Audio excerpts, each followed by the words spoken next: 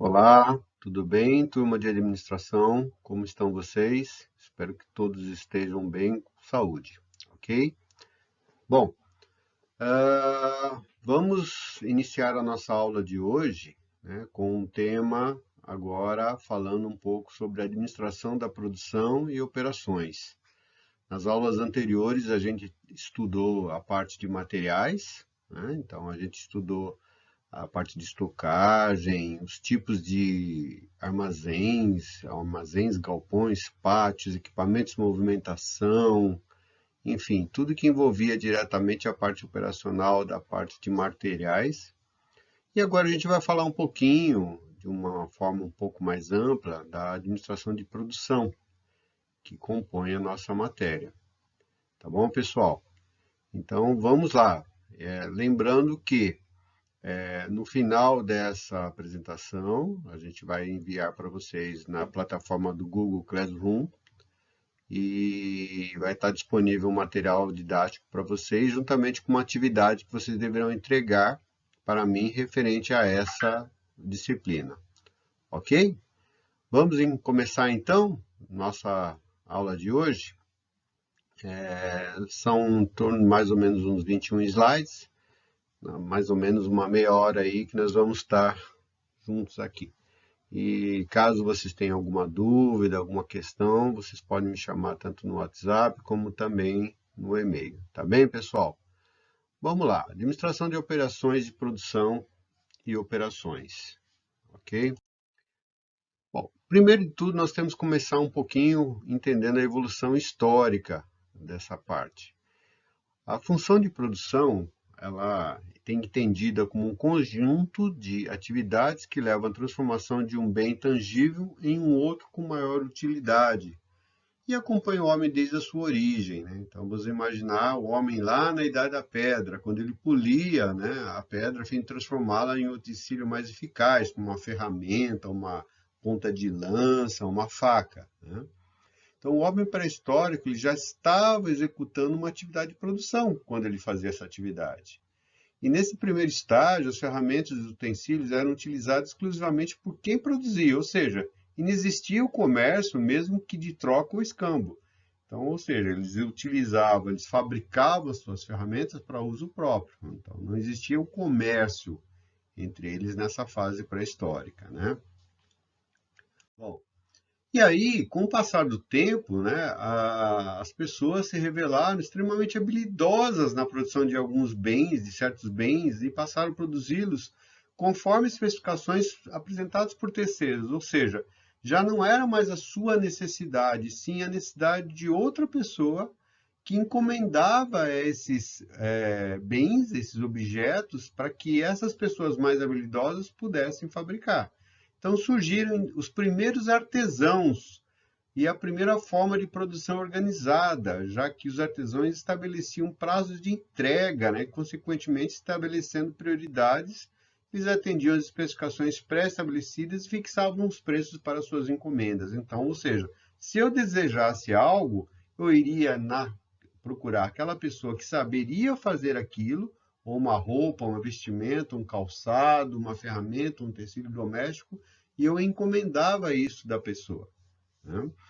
Então, a produção artesanal também evoluiu nesse sentido. Os artesãos, em face do grande número de encomendas, começaram a contratar ajudantes que inicialmente faziam apenas os trabalhos mais grosseiros e menor responsabilidade. Mas à medida que o tempo passava, eles iam aprendendo esse ofício e os próprios ajudantes iam se tornando novos artesãos. Então, isso foi proliferando e criando uma classe de trabalhadores bem específicos, e isso perdurou por muitos séculos, inclusive, né? Até chegarmos na Revolução Industrial. E a produção artesanal ela começou a entrar em decadência justamente com o advento da Revolução Industrial, né? Com a descoberta da máquina a vapor em 1764 por James Watt, tem início o processo de substituição da força humana pela força da máquina. Então, os artesãos que até então trabalhavam em suas próprias oficinas começaram a ser agrupados nas primeiras fábricas. Essa verdadeira revolução na maneira como os produtos eram fabricados, trouxe consigo algumas exigências, né, que nós vamos ver aqui. Mas vejam, se você imaginar que desde a pré-história até chegarmos aí mais ou menos em começo, né, em meados do século XVIII, você veja quanto tempo demorou, né, para o homem evoluir e partir para uma produção em escala, né? Bom, e essa produção em escala, essa maior produção com o advento da Revolução Industrial, como eu disse aqui, ela trouxe algumas exigências. E quais seriam elas, né, pessoal? Então vamos lá, ó. Padronização dos produtos, a padronização dos processos de fabricação, o treinamento da mão de obra direta, a criação e desenvolvimento de gerenciais de supervisão, desenvolvimento de técnicas de planejamento e controle de produção, o desenvolvimento de técnicas de planejamento e controle financeiro e o desenvolvimento de técnicas de vendas. Obviamente, né, você tendo uma produção maior, ela trouxe consigo todas essas exigências que vieram, né, decorrentes dessa maior oferta. Então, se você imaginar que eu consigo padronizar produto, métodos de produção, treino a mão de obra, tenho que ter o desenvolvimento gerencial, né, para que eu possa gerir isso, né? As técnicas de planejamento e controle de produção, as técnicas de planejamento e controle financeiro e, consequentemente, as técnicas de venda. Muitos dos conceitos que hoje nos parecem óbvios não eram na época, né? Como o conceito de padronização de componentes introduzidos pelo Eli Whitney em 1790, quando conduziu a produção de mosquetões com peças intercambiáveis, fornecendo uma grande vantagem operacional aos exércitos. Mosquetões, para quem não sabe, eram os rifles, as espingardas que os soldados utilizavam, né, nas guerras. Teve início o registro através de desenhos e croquis dos produtos e processos fabris, surgindo a função de projeto de produto, de processos, de instalações de equipamentos.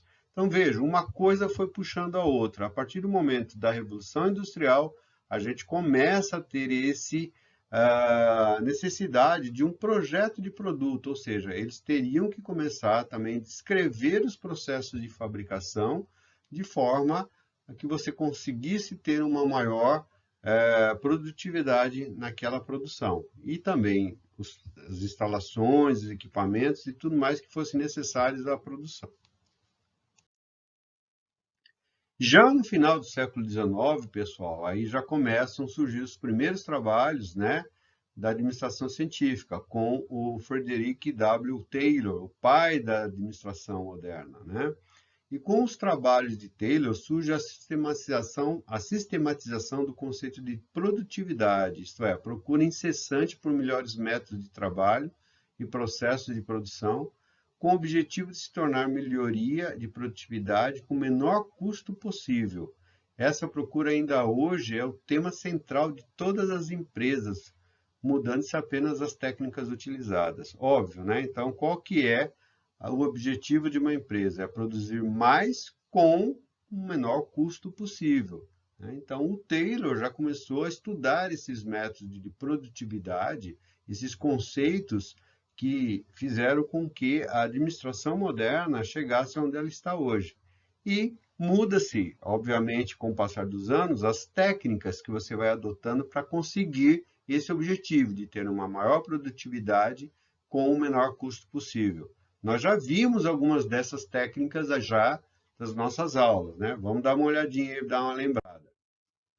Bom, a análise da relação entre os outputs, ou seja, em outros termos, uma medida quantitativa do que foi produzido, como quantidade ou valor das receitas provenientes das vendas dos produtos e os serviços finais, ou seja, o que é output? É aquilo que foi produzido. O output, em inglês, significa aquilo que sai, né? Então, ou seja, aquilo output, um dado que saiu. Então, o que nós entendemos por isso? É o produto final, em termos de quantidade e valores. Então isso é a ideia do output, daquilo que a empresa produziu e ofereceu ao mercado. Mas para isso ela também teve, né, que ter os inputs, ou seja, as entradas, né, ou entre termos uma medida quantitativa dos insumos, como quantidade e valor das matérias-primas, mão de obra, energia elétrica, capital, instalações prediais e tudo mais. Então, isso nos permite quantificar a produtividade, que sempre foi a grande indicador de sucesso e fracasso das empresas. Então, o que é a produtividade? A produtividade ela vai ser uma relação direta entre aquilo que entrou, né, com aquilo que saiu. Então, ou seja, na nossa conta, né, ela vai ter que ser o seguinte, olha, tudo aquilo que foi produzido, ela tem que ser em maior número daquilo que foi entrado. Então, ou seja, naquilo que, por exemplo, nós determinamos de valor. Se você produz algo e o seu output é um valor maior daquilo que você gastou, você vai ter a produtividade. Nós não estamos falando de lucro aí, nós estamos falando de produtividade, uma relação da quantidade que você produziu, né, pela quantidade que você gastou, tá certo? Então, isso chama-se produtividade, ok? Não estou dizendo que isso é o lucro. O lucro é aquilo que você gastou com aquilo que você recebeu. A produtividade, nós estamos falando em termos de quantidades, ok, pessoal? Bom, e já na década, né, do século XX, a partir da década de 1910, a partir daí, Henry Ford, né, que foi um americano que criou a linha de montagem seriada, ou a linha em série, né, com os seus famosos carros, os seus modelos T, Ford T, na indústria automobilística. Ele revolucionou esses métodos e processos produtivos até então existentes. Surge o conceito de produção em massa, caracterizada por grandes volumes de produtos extremamente padronizados, isto é, de baixíssima variação nos tipos de produtos finais. Por quê? Porque quando você padroniza algo e torna aquilo repetitivo, ele consegue fazer com um tempo menor e aproveitando melhor os recursos, né? Então, essa busca da melhoria de produtividade por meio de novas técnicas definiu o que se denominou também de engenharia industrial. E novos conceitos foram introduzidos, né? Tais como, quais são, hein, pessoal? A gente já viu. Olha lá, linha de montagem, postos de trabalho, estoques intermediários, monotonia do trabalho, arranjo físico, balanceamento de linha, produtos em processo, motivação, sindicatos, manutenção preventiva, controle estatístico da qualidade e fluxograma de processos. Tá certo? Então, isso veio junto com a produção em série. Então, isso já puxou todas essas partes. Você imaginar um arranjo físico, né, uma produção em linha, uma produção em série, ela tem que ser bem balanceada. Aí que já o próprio nome fala, né, produção em linha, produção em série. E trabalhos repetitivos, a sua monotonia no trabalho. A pessoa normalmente faz sempre a mesma coisa, tá certo?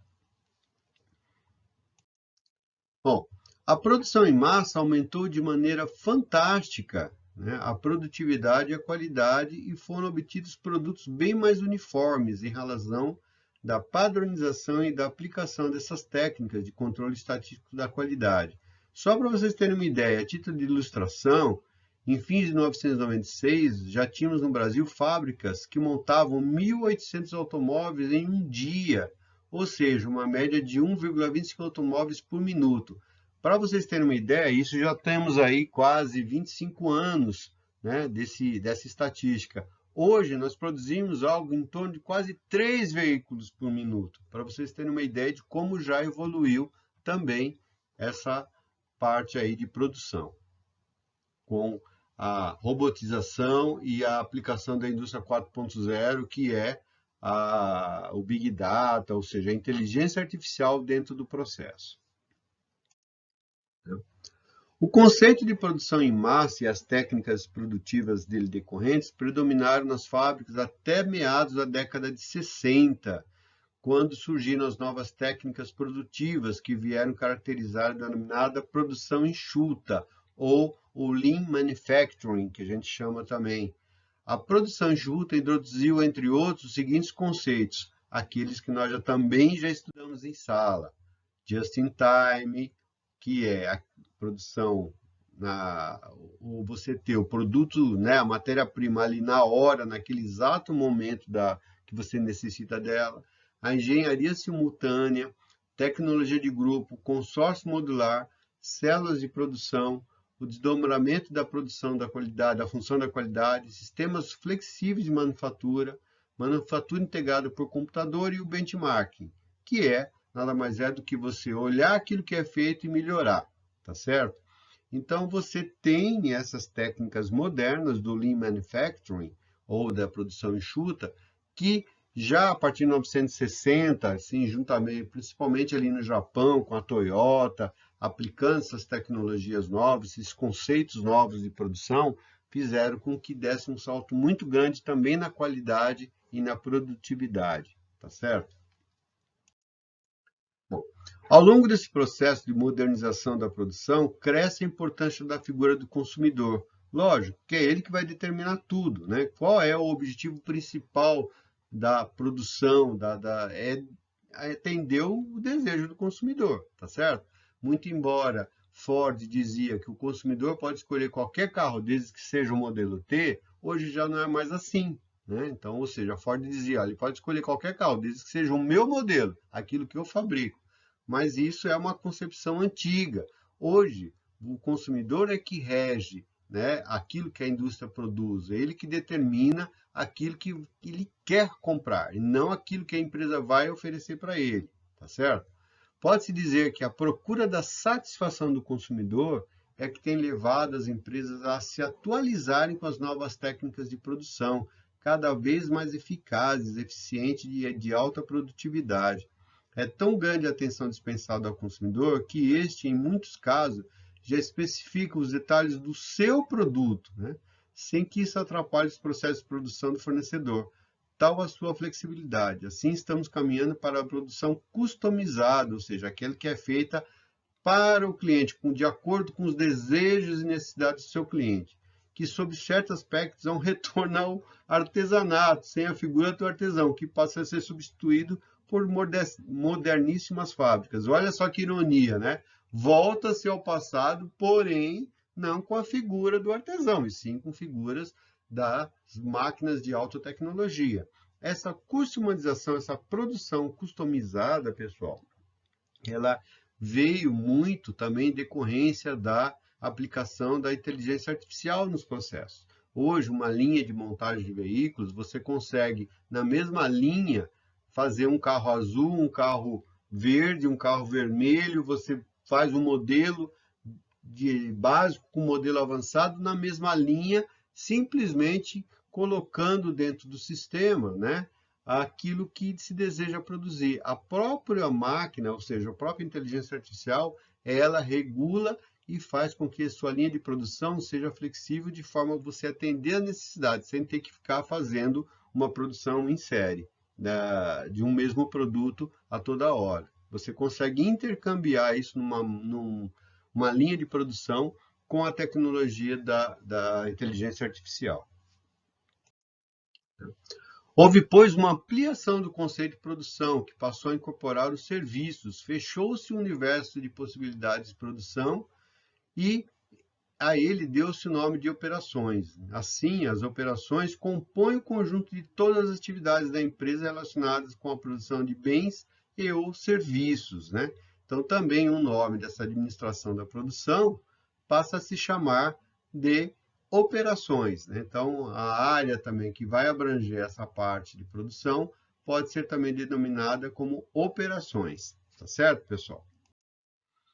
Bom, o fluxo de mercadorias e serviços capitais, olha, com base naquilo que nós falamos até agora, né, que a gente colocou o consumidor como figura principal, e ele vai constituir a base de referência de todos os esforços feitos nas empresas modernas. Atendê-lo da melhor forma possível deve ser o objetivo de todas as empresas.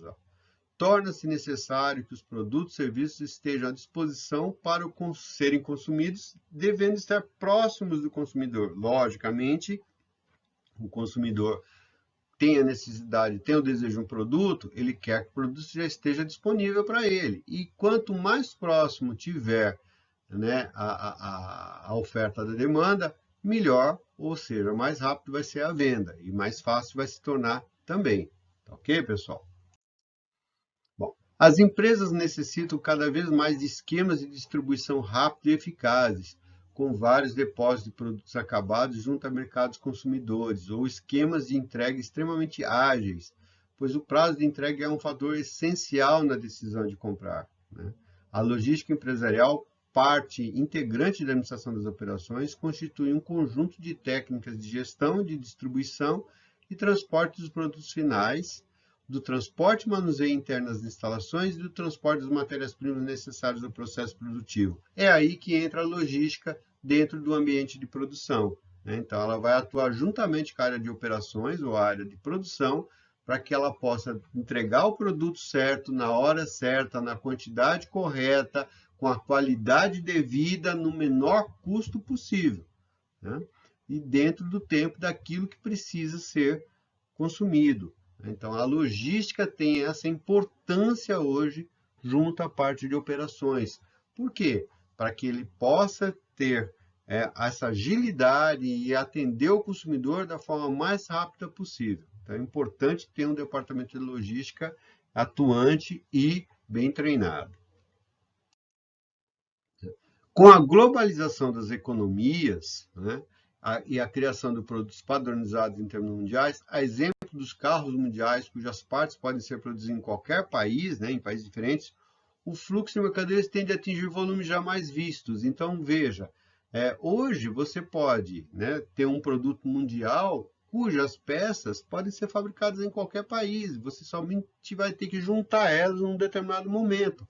Então, olha a possibilidade que te dá de você ter a produção ampliada dessa forma. Então, a tendência é que você tenha cada vez mais ofertas de produtos, né? Então, você tenha uns volumes muito grandes para ser ofertado ao mercado. No tocante aos serviços, aí a gente já sai um pouco da parte de produção, vamos falar um pouquinho da parte de serviço, os volumes tendem a ser ainda maior. Com a melhoria dos meios de comunicação, é normal vermos empresas com seus departamentos de cobrança, de atendimento ao cliente jurídico em cidades diferentes. Então, não necessariamente mais você tem que ter a centralização dessas atividades. E ainda mais agora, com o problema da pandemia, veja, o home office, né, ou o trabalho feito diretamente de casa, passou a ser parte integrante das empresas. As empresas descobriram que você não precisa ter uma central, uma sede. As pessoas podem fazer o trabalho da sua própria casa, desde que tenha a tecnologia, né, tem instrumentos, o computador, ou seja, toda a infraestrutura para que ela possa fazer esse trabalho. Na área de mercado de capitais, temos o fluxo de dinheiro que, com uma nuvem, vagam sobre o mundo, né, à procura de locais onde eles possam descer, obter o máximo rendimento possível. Então, esses são os que a gente chama de investidores, os investimentos que vão para os países, né? Então, hoje, as modernas técnicas de comunicação bancária faz com que o fluxo de dinheiro passe de um país para o outro, né, ou de um banco para outro, com uma agilidade assim de milissegundos, né? Então, você aplica no país, se tiver como você já tira esse dinheiro. Então, enfim, há essa flexibilização e essa entrada ou saída de capitais instantânea entre os países e as empresas. Tá certo, pessoal? Bom, e por último, né, que a gente tem que dizer, vamos finalizar essa aula com os objetivos da administração da produção, né? Podemos afirmar que todas as atividades envolvidas por uma empresa, visando atender seus objetivos de curto, médio e longo prazos, se interrelacionam muitas vezes de forma extremamente complexa. Como tais atividades na tentativa de transformar insumos tais como matérias-primas em produtos acabados e serviços, consomem recursos e nem sempre agregam valor ao produto final, constitui o objetivo da administração de produção e operações a gestão eficaz dessas atividades. Dentro desse conceito, encontramos a administração da operação de produção em todas as áreas da atuação dos diretores, gerentes, supervisores ou qualquer colaborador da empresa. tá certo? Então, é uma área que abrange um universo vasto também de serviços que a gente pode atuar, ok? E uma área extremamente estratégica dentro da empresa, tá certo, pessoal? Bom, era isso. O que é importante vocês entenderem dessa aula, né? Das evoluções que houve desde a pré-história até chegarmos no momento atual de produção, e que a gente tem que ter em conta que isso não para. Cada vez mais as coisas vão evoluindo de uma forma que faz com que você tenha uma maior oferta de produtos no mercado, né? Maior oferta de serviços, né? E as coisas mudam, né? Às vezes tem momentos que a humanidade dá um salto enorme. Vocês vejam que praticamente desde a pré-história lá, houve uma evolução da Idade Média até chegarmos em meados do século XVIII, antes da Revolução Industrial. As coisas eram feitas de forma artesanal, como já o próprio nome dizia, pelos artesãos, né? E a partir dessa época, ou seja, da época da Revolução Industrial, deu um salto tão grande e que fez com que chegássemos aqui. E a coisa não para, cada vez mais evolui, né? Então a gente vê que hoje as produções passam a ser cada vez mais inteligentes, a aplicação de inteligência artificial nos métodos produtivos hoje é uma realidade, não é mais uma coisa de ficção científica. Você vê robôs trabalhando, né? Você tem cérebros comandando a produção, se autoajustando, se autocorrigindo, né? Atendendo aquilo que foi colocado na programação dele, dentro da mesma linha, produzindo coisas diferentes ao mesmo tempo. Então, isso é uma realidade que cada vez mais vai se expandir e fazer com que haja uma oferta maior de bens e produtos e serviços, né, para os consumidores. Tá bom, pessoal? Ok? Bom, essa foi a nossa aula de hoje. Vocês vão ter uma atividade que eu peço para vocês responderem, baseado nisso, dar uma pesquisadinha aí, falando um pouquinho sobre inputs e outputs das empresas, né, para a gente poder fazer uma atividade. E qualquer coisa que vocês também tenham dúvida, vocês podem me chamar aqui. Tá bom, pessoal? Obrigado, então. Até a próxima. Fiquem com Deus. Tudo de bom para vocês aí. Tchau. Até a próxima.